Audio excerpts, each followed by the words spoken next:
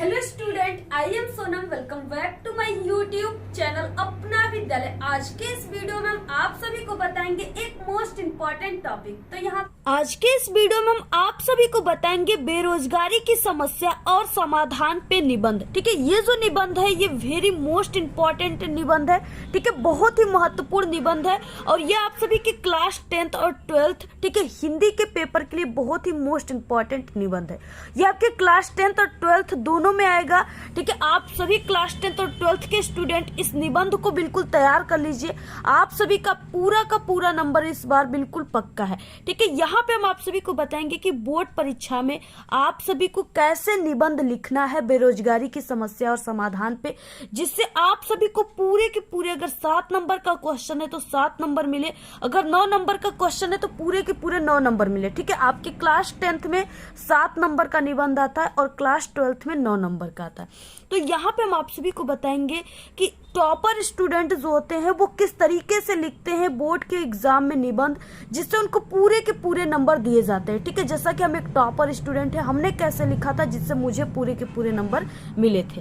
तो यहाँ पे देखिए, और कैसे लिखने पर, यानी आप सभी को बोर्ड एग्जाम में निबंध को कैसे लिखने पर आपको जो टीचर होंगे वो पूरे के पूरे खुश होकर नंबर देंगे, पूरे के पूरे फुल मार्क्स देंगे, एक भी नंबर आप सभी का नहीं कटेगा।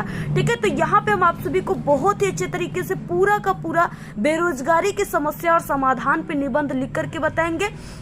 और अगर आप लोग क्लास 10th में हो तो आपको कितना पेज बोर्ड एग्जाम में निबंध लिखना है जिससे आपको पूरे के पूरे 7 नंबर मिले। अगर आप लोग क्लास 12th के स्टूडेंट हो तो आपको कितने पेज लिखने हैं जिससे आपको पूरे के पूरे 9 नंबर मिले। ठीक है, तो सबसे पहले देखिए, आप लोग इस वीडियो को लाइक कर दीजिए, चैनल पे नए तो चैनल को सब्सक्राइब करके आप लोग बेल आइकन को जरूर प्रेस कर दीजिए और इस वीडियो को आप लोग अपने सभी दोस्तों में जरूर शेयर कीजिएगा और इस वीडियो को बिना स्किप के पूरा लास्ट तक देखिएगा, तभी आप सभी को 100% जो है समझ में आएगा ये बेरोजगारी पर निबंध। इससे पहले हम आपको बता दें कि आप सभी के पेपर में ये निबंध लेखन किस तरीके से क्वेश्चन दिया रहता है। ठीक है, जैसे यहाँ पे है कि निम्नलिखित विषयों में से किसी एक विषय पर आपको निबंध लिखना है। ठीक है, ये 7 नंबर का रहेगा।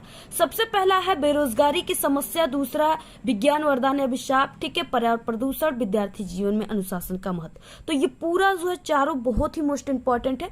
3 हमने पहले से बता दिया है। यहाँ पे हम आप सभी को बेरोजगारी की समस्या पे निबंध बताएंगे। ठीक है, देखिए आप सभी के पेपर में आया और हर साल ये आता है, बहुत मोस्ट इंपॉर्टेंट है और इस बार भी 100% गारंटी कि बिल्कुल यही निबंध आएगा। ठीक है, अब देखिए आप सभी को किस तरीके से निबंध लिखना है जिससे आपको पूरे के पूरे नंबर मिले, एक भी नंबर आपका न कटे। सबसे पहले हम आपको बता दें कि देखिए एक ही निबंध को 2 छात्र लिखते हैं बोर्ड के पेपर में। ठीक है, बोर्ड एग्जाम में एक ही निबंध को 2 छात्र लिखते हैं। जैसे ये बेरोजगारी पर निबंध है तो इसको 2 छात्रों ने लिखा, लेकिन क्या है उनके नंबर जो है अलग अलग क्यों आते हैं। यानी पहला वो स्टूडेंट हो गया, जैसे कोई टॉपर स्टूडेंट है, ठीक है, फर्स्ट स्टूडेंट कोई टॉपर स्टूडेंट है और वो स्टूडेंट ये जो बेरोजगारी की समस्या पर निबंध है उसको लिखा। ठीक है, तो उसको टीचर क्या करेंगे, 7 के 7 पूरे नंबर दे देंगे। ठीक है, अगर 7 नंबर का है तो 7 का 7 पूरा नंबर उसको दे देंगे। लेकिन सेकेंड स्टूडेंट वो है, ठीक है, जो कि एक नॉर्मल स्टूडेंट है, जैसे कि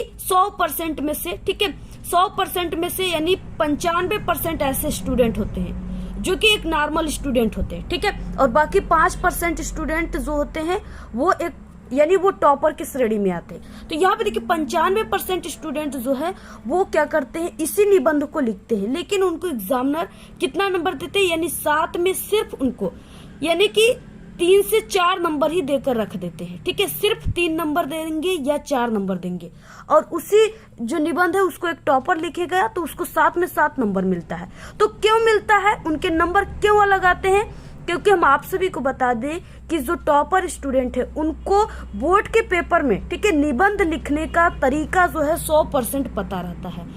ठीक है, क्योंकि वो हमारे इस वीडियो को देख कर जाते हैं, यानी 5% स्टूडेंट जो हमारे इस वीडियो को देख कर जाते हैं और हर साल 5% स्टूडेंट ही 100% में से टॉपर बनते हैं, तो वो हमारे इस वीडियो को देख कर जाते हैं। ठीक है, पेपर देने से पहले, जिससे वो पूरे पूरे निबंध में 7 में 7 नंबर लाते हैं। लेकिन जो सेकेंड स्टूडेंट है, जो नॉर्मल स्टूडेंट है, ठीक है, वो क्या करते हैं, उनको तरीका ही पता नहीं रहता है पेपर में, ठीक है, निबंध लिखने का, जिससे उनके नंबर कट जाते हैं, काट लिए जाते हैं। ठीक है, क्योंकि वो हमारे इस वीडियो को देख कर नहीं जाते हैं। हैं। तो अगर आप लोग इस वीडियो को देख रहे हो तो आप लोग पूरे के पूरे 7 में 7 नंबर आप लोग का मिलेगा, ठीक है, आपको मिलेगा निबंध में। यानी 7 में 7 नंबर टॉपर को किस तरीके से लिखने पर दिया जाता है वो तरीका हम आपको इस वीडियो में बताने। देखिए, सबसे पहले आप सभी को कॉपी के सबसे ऊपरी सिरे पर ऐसे निबंध लेखन लिख देना है, ठीक है। उसके बाद प्रश्नोत्तर संख्या जो भी नंबर यहाँ पे आपको लिख देना है, जैसे 30 है तो 30 लिख देना है। किस टॉपिक पे हमें लिखना है, तो बेरोजगारी की समस्या पर हमें निबंध लिखना है। उसको आपको ऐसे ब्लैक पेन से इस तरीके से थोड़ा बड़ा साइज में लिखने के बाद नीचे आपको ऐसे अंडरलाइन दे देना है, ठीक है। और आप सभी को इस तरीके से ये सब चीजें इनको भी बना देना, क्योंकि आपको फ्रंट पेज को इसको सजा देना है। इसके बाद देखिए, ऐसे लिखने के बाद किसी भी आप लोग निबंध लिखोगे, सबसे फर्स्ट हेडिंग आप लोग रूपरेखा लिखोगे, ठीक है। रूपरेखा के अंतर्गत आप सभी को वो चीजें लिखना है, यानी आप लोग इस पूरे निबंध लेखन में जितने भी हेडिंग का यूज करोगे, इस निबंध लिखने के अंतर्गत जितने हेडिंग का यूज करोगे वही आपको रूपरेखा में लिखा जाता है, ठीक है। इसमें क्या है, सबसे जो एग्जामिनर होते हैं ना, जो कॉपी चेक करने वाले टीचर होते हैं, वो आपके रूपरेखा को ही देखेंगे, आपकी हेडिंग को वो देखेंगे सिर्फ, ठीक है। और अगर हेडिंग इस तरीके से आप लोगों ने लिखा है 5 हेडिंग, ठीक है, तो आप सभी को एग्जामिनर जब ये देखेंगे तो उनको लगेगा कि आप लोग एक टॉपर स्टूडेंट हो, क्योंकि ये जो हेडिंग है आप लोग इस पूरे हेडिंग के अंतर्गत इस पूरे निबंध में लिखे होंगे, ठीक है। जितने भी निबंध लेखन होते हैं, सबसे पहला उसका हेडिंग प्रस्तावना और लास्ट हेडिंग उपसंहार होता है, ठीक है। तो प्रस्तावना, दूसरा हो गया बेरोजगारी का अर्थ क्या होता है, तीसरा हो गया बेरोजगारी का कारण, बेरोजगारी को रोकने का उपाय क्या है, और यानी समाधान क्या है, ठीक है, वही समाधान वाला क्वेश्चन जो, और लास्ट रहेगा उपसंहार। अब यहाँ पे देखिए, आपको क्या करना है, अगर एक हेडिंग पूरा हो गया तो आपको 1 से 2 लाइन गैप देकर नेक्स्ट हेडिंग को आपको लिखना है, ठीक है। अब यहाँ पे आपको, यानी इसमें जितने भी हेडिंग है, अब उसको एक एक हेडिंग को ऐसे लिखने के बाद आपको थोड़ी थोड़ी उसके बारे में लिख देना है, ठीक है। जैसे यहाँ पे पहला हेडिंग प्रस्तावना है, तो यहाँ पे हमने प्रस्तावना हेडिंग ब्लैक पेन से लिख दिया। इसके बाद देखिए, अब आपको शुरुआत कैसे करना है, यानी प्रस्तावना में क्या लिखना है। बेरोजगारी की समस्या हमारे देश की एक प्रमुख समस्या है, ठीक है। यह दिन प्रतिदिन बढ़ती ही जा रही है और इससे क्या हो रहा है कि एक ओर गरीबी हो रहा है, भुखमरी, तो दूसरी ओर क्या हो रहे हैं, दूसरी ओर युवाओं में आक्रोश की भावनाएं उत्पन्न हो रही है, ठीक है, तथा अनुशासनहीनता भी बढ़ावा मिलता है, यानी अनुशासनहीनता का भी उनको बढ़ावा मिल रहा है। इसमें क्या है, अनुशासनहीनता में क्या आ जाएगा, जैसे चोरी, डकैती और हिंसा एवं आत्महत्या आदि अनेक समस्याओं का मूल कारण बेरोजगारी ही है, ठीक है। जैसा कि आप लोग डेली न्यूज समाचारों में सुनते हो कि पैसे नहीं थे, ठीक है, यानी कि पैसों की कमी के कारण लोग आत्महत्या कर लिए, ठीक है, पैसों की कमी के कारण लोग चोरी कर लिए, किसी के घर कोई बीमार हो गया जिससे पैसे नहीं है तो लोग दूसरे के घर में चोरी कर लेते हैं, ठीक है। इस तरीके से क्या है, ये सब बेरोजगारी के कारण ही हो रहे हैं, ठीक है। अगर उनके पास पैसे होते जो इस तरीके से, ठीक है, डकैती, चोरी, आत्महत्या करते तो वो इस तरह से कदम ना उठाते। तो इस तरीके से ये सब चीजें जो है, ये सब बेरोजगारी ही इसको बढ़ावा दे रही है, ठीक है। तो आपको ऐसे लिखना है, आज हमारे देश में तेजी से बढ़ती हुई जनसंख्या वृद्धि भी जो है बेरोजगारी का प्रमुख कारण बन चुका है, ठीक है, क्योंकि लोग अत्यधिक जनसंख्याएं बढ़ रही हैं, जिससे क्या हो रहा है कि सभी जितने भी जैसे पढ़े लिखे हो गए या कोई अगर जैसे मजदूर वगैरह हो गए, तो वो क्या कर रहे हैं, वो लोग फैक्ट्री में काम करते हैं, कल कारखानों में, तो उसमें भी लोग भर जा रहे हैं, जिससे उनको काम नहीं मिल पा रहा है, ठीक है, जिससे वो लोग बेरोजगारी की समस्याओं में पड़ जा रहे हैं। तो इस तरीके से क्या, आज हमारे देश में तेजी से बढ़ती हुई जनसंख्या वृद्धि भी बेरोजगारी का कारण, ठीक है, बन चुका है। अब इसके बाद देखिए, बेरोजगारी का अर्थ क्या होता है। यहाँ पे आप सभी को, यानी कि कुछ इस तरीके से जो इम्पोर्टेंट चीजें होती है ना, उसको आपको ब्लैक पेन से लिखना होता है। और आप लोग अगर हाइलाइटर का यूज करना चाहते हो तो आप लोग हाइलाइटर का भी यूज कर सकते हो, ठीक है। अगर आप लोग इस तरीके से हाइलाइटर का यूज करोगे तो आप सभी के, यानी जो निबंध लेखन है उसमें 4 चांद लग जाएंगे, ठीक है। और एक टॉपर की यही तरीका होती है।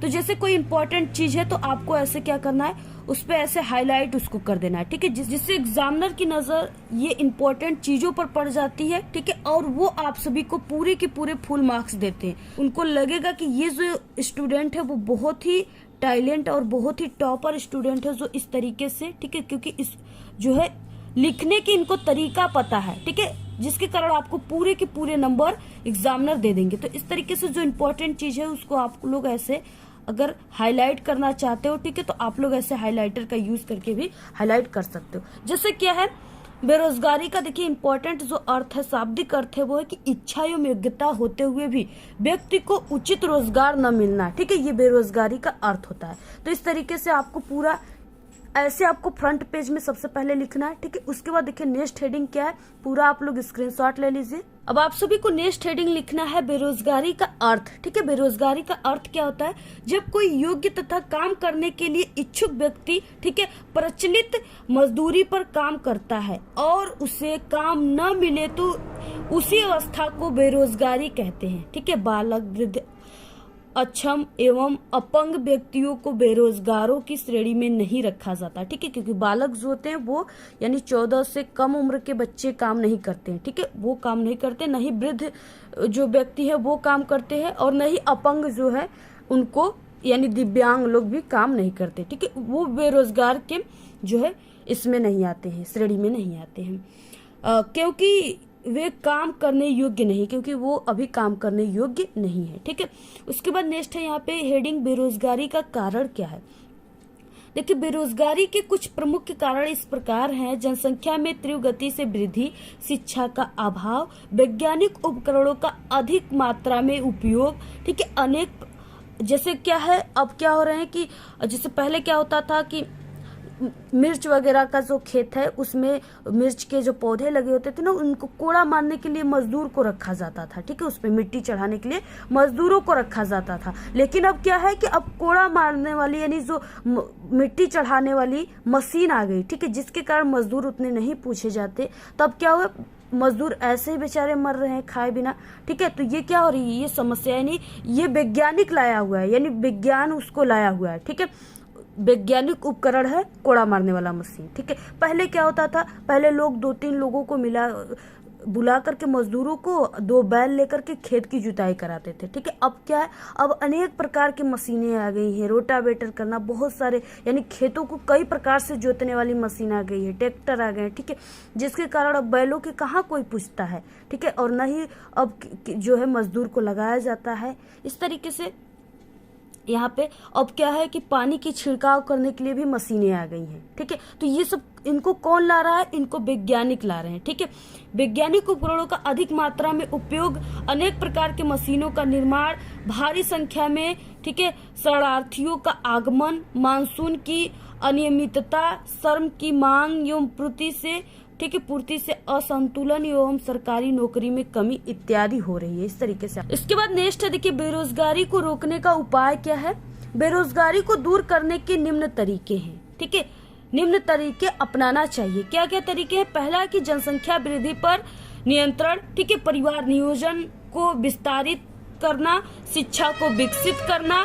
ठीक है, कुटीर उद्योगों का विकास करना, देश में व्यापक स्तर पर औद्योगिकरण शुरू करना यानी कल कारखानों की इस तरीके से निर्माण कराना, कृषि के विकास के साथ साथ पशुपालन तथा मुर्गी पालन को विकसित करना, सड़कों का निर्माण, रेल परिवहन का विकास, पुल निर्माण यानी इन सब चीजों को, ये मनरेगा को सुचारू रूप से चालू कर रखना। ठीक है, ये सब पुल निर्माण, मनरेगा, सड़कों का निर्माण, ये सब चीजें होंगी तो क्या होंगे, मजदूर उसमें पूछे जाएंगे काम करने के लिए, जिससे उनको रोजगार मिल पाएगा। ठीक है, इसलिए सरकार जो है कहीं कहीं आप लोग देखोगे कि मनरेगा वाले कार्य को जो है चलाती है। ठीक है, नेक्स्ट है यहाँ पे उपसहार। उपसहार में आपको ये लास्ट हेडिंग होता है निबंध का, इसमें आपको अपने विचार देना होता है, यानी बेरोजगारी को दूर करने का हमारा इसमें क्या विचार है हम सभी का। ठीक है, बेरोजगारी को दूर करने के लिए हमें एकजुट होकर प्रयास करना चाहिए एवं कम दरों पर काम नहीं करना चाहिए। ठीक है, यानी अगर कोई 200-300 रुपए की रेट चल रही है मजदूरों की, ठीक है, अगर कोई 100 रुपया दे और कहे कि चलो काम मेरा कर दो, तो नहीं जाना चाहिए मजदूरों को। ठीक है, इस तरीके से हमें स्वयं को छोटा धंधा शुरू करके लोगों को रोजगार देना चाहिए। ठीक है, जैसे क्या हो गया, कोई इस तरीके से मजदूर लोग हैं या गरीब लोग हैं, उनको क्या है कि काम नहीं मिल रहा है। ठीक है, तो उनको क्या करना चाहिए, जैसे कुछ पैसे मजदूरी करके जुटाएं तो उससे उनको क्या करना चाहिए, जैसे ये सब दोना पत्तल के जो काम नहीं होते हैं जिसमें चाट गुलगप्पे ये सब खाए जाते हैं, वो सब दोना पत्तल को बनाया जाए। ठीक है, जैसे कुम्हार हो गए तो वो दिया ये सब होता है जो उसको बनाए, इस तरीके से वो कुटीर उद्योग करे। ठीक है, वही है यहाँ पे कि यहाँ पे है कि हमें स्वयं को छोटा धंधा शुरू करके, ठीक है, लोगों को रोजगार देना चाहिए तथा बहुत ही जरूरत पड़ने पर मशीनों का उपयोग करना चाहिए, ज्यादा से ज्यादा मजदूरों को रोजगार देना चाहिए। तो इस तरीके से पूरा निबंध आपको ऐसे ही लिखना है। आप सभी लोग पूरा इसका स्क्रीनशॉट ले लीजिए। तो इस तरीके से आपको पूरा निबंध ऐसे ही लिखना है, ठीक है। अगर आप लोग ऐसे लिखते हो तो आपको पूरे के पूरे 7 नंबर मिलेंगे, एक भी नंबर आप सभी का नहीं कटेगा, ठीक है। आपको बिल्कुल ऐसे ही पूरे के पूरे निबंध लिखना है, ठीक है। अगर आपकी हैंड राइटिंग खराब है तो आप लोग 2 वर्डों के बीच में ऐसे एक एक पेन की गैप देकर लिखिए, आपकी हैंड राइटिंग देखने में अच्छी लगेगी, ठीक है। और आपका जैसे एक हेडिंग पूरा होता है तो 1 से 2 लाइन गैप देकर नेक्स्ट हेडिंग की शुरुआत करनी है, और इस तरीके से आपको फ्रंट पेज को सजा कर लिखना है, ठीक है। बाकी आप सभी को ये वीडियो कैसा लगा, आप लोग अपनी अच्छी अच्छी प्यारी प्यारी कमेंट कीजिए, और इस वीडियो को आप लोग अपने सभी दोस्तों में व्हाट्सएप ग्रुप पे, टेलीग्राम ग्रुप पे जरूर शेयर कीजिए। और अगर आप सभी को इसका पीडीएफ चाहिए तो हमारे टेलीग्राम चैनल को ज्वाइन कीजिए, उसका लिंक आप सभी को इस वीडियो के डिस्क्रिप्शन में मिल जाएगा, ठीक है। और इस वीडियो को शेयर कीजिए। तो आज की इस वीडियो में सिर्फ इतना ही। आपको ये वीडियो कैसा लगा? अगर वीडियो पसंद आए तो एक बड़ा सा लाइक कर दें, चैनल पे नए तो सब्सक्राइब करके बेल आइकन को जरूर प्रेस कर दें। इस वीडियो को आप लोग अपने सभी दोस्तों में शेयर करें। Thanks, all the very best, bye bye.